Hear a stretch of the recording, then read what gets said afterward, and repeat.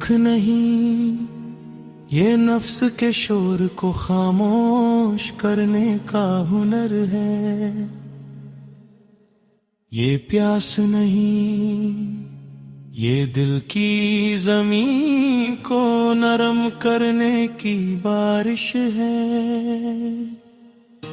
रमज़ान आता है तो वक्त ठहर सा जाता है, दिन धीरे चलते हैं और रातें बोलने लगती हैं।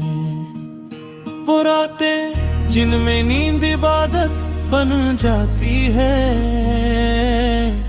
और आंसू दुआ की ज़बान बोलने लगते हैं। ये वो महीना है जहां बंदा अपने आप से कम और अपने रब से ज्यादा बात करता है।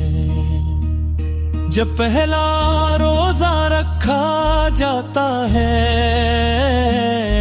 तो भूख जिस्म में नहीं गुरूर में लगती है। प्यास हल्क में नहीं ख्वाहिशों में उतरती है।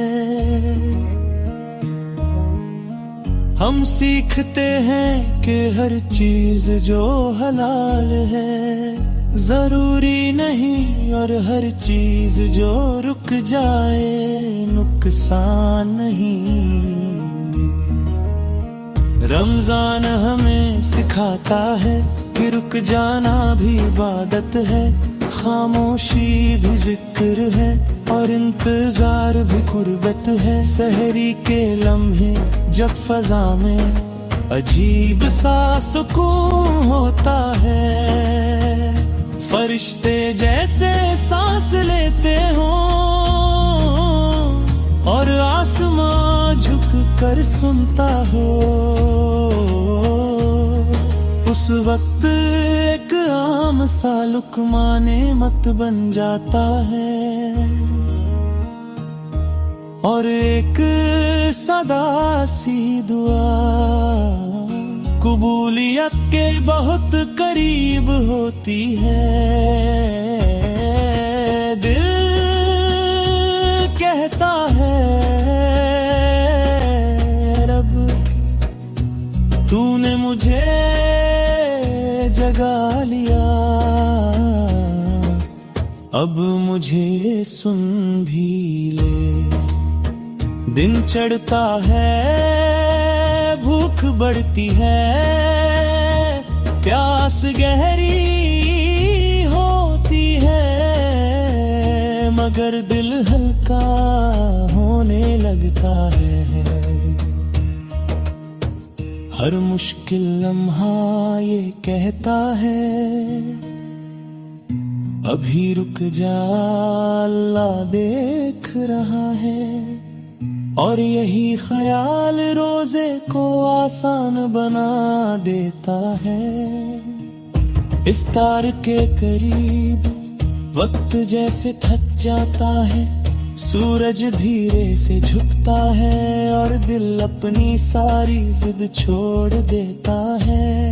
ये वो लम्हा है जब दुआ चीख नहीं बनती, बस दिल से फिसल कर रब तक पहुंच जाती है।